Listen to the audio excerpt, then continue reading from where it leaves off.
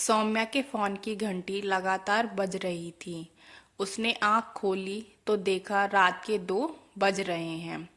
Phone पर उसके मायके की नौकरानी जमुना काकी का नंबर फ्लैश हो रहा था। फोन उठाया तो देखा 17 मिस कॉल। उसने घबराहट में तुरंत फोन लगाया। फोन जमुना काकी के बेटे रमेश ने उठाया तो सौम्या ने कहा, रमेश काकी फोन कर रही थी, क्या हुआ, कोई बात है क्या? माँ पापा सब ठीक तो हैं?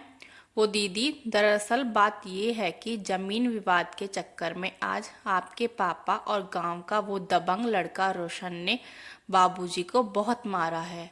उनका हाथ टूट गया, सिर पर गहरी चोट भी आई है। क्या क्या क्या कह रहा है तू? लेकिन झगड़ा क्यों हुआ? सौम्या ने गुस्से और दर्द भरी आवाज में पूछा। दीदी, आपकी वो नहर वाली जमीन को लेकर झगड़ा किया उसने। बोला ये जमीन छोड़ दो या मुझे बेच दो। आखिर तुम रख कर करोगे क्या इतनी जमीन? कौन सा तुम्हारा बेटा जो जमीन और पैसा बचाकर रखना चाहते हो?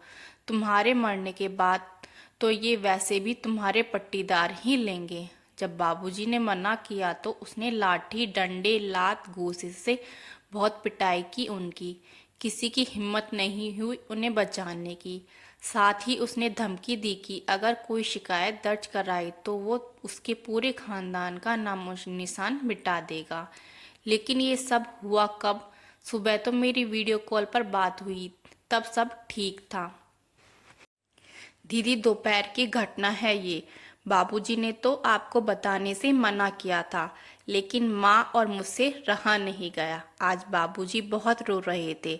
उनके आंसू देख सबको रोना आ रहा था। जितनी मुंह उतनी बातें हो रही थी।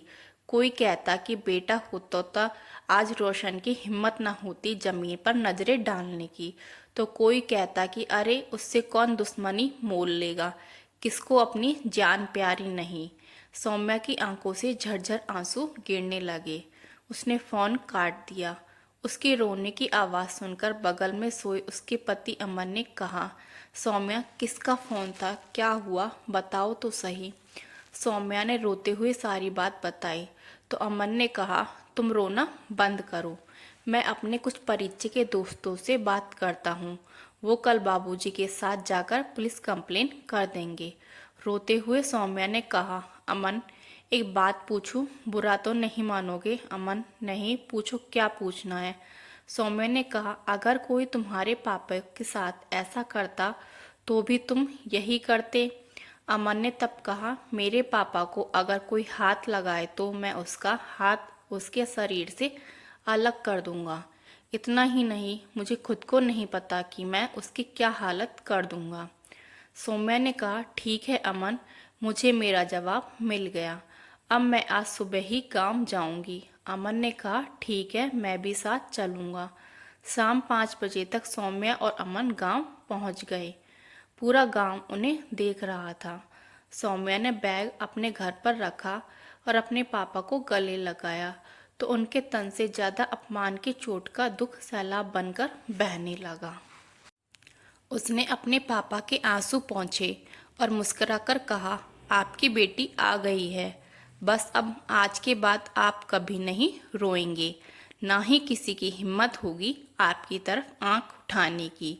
सौम्या के पापा ने कहा, बेटी तू अकेली है, कहाँ जा रही है? रुक जा बेटा, मैं दामाद जी को क्या जवाब दूंगा?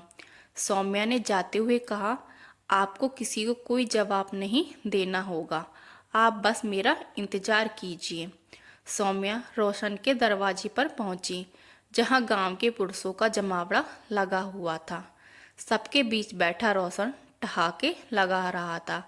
बगल में उसके पिता मूंछों पर ताव फेरते सिगार का मजा ले रहे थे कि तभी सौम्या ने सबके बीच जाकर लगातार रोशन को एक साथ कई तमाचे जड़ दिए। अचानक पड़े थप्पड़ से वो जमीन पर गिर गया और वहां बैठे सभी आदमी सन खड़े हो देखने लगे।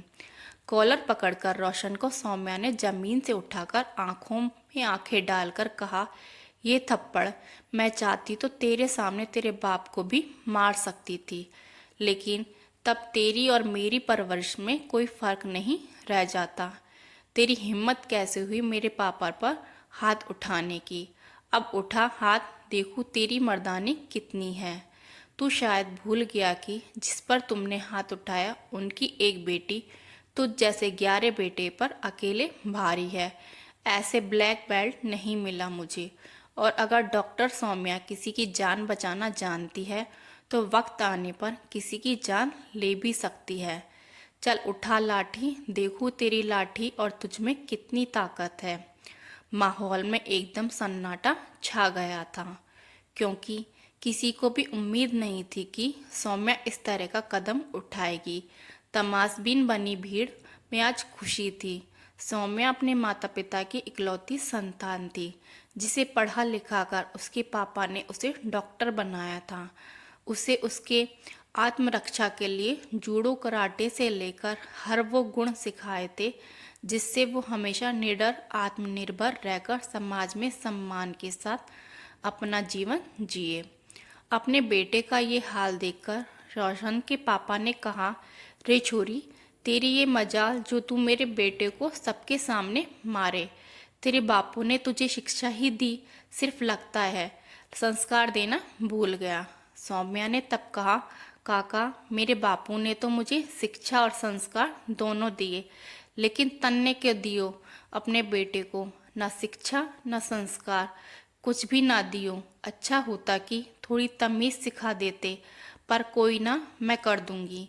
अब आगे से ये कुछ भी करने से पहले 100 बार सोचेगा, और इस थप्पड़ की गूंज आजीवन इसके कानों में रहेगी।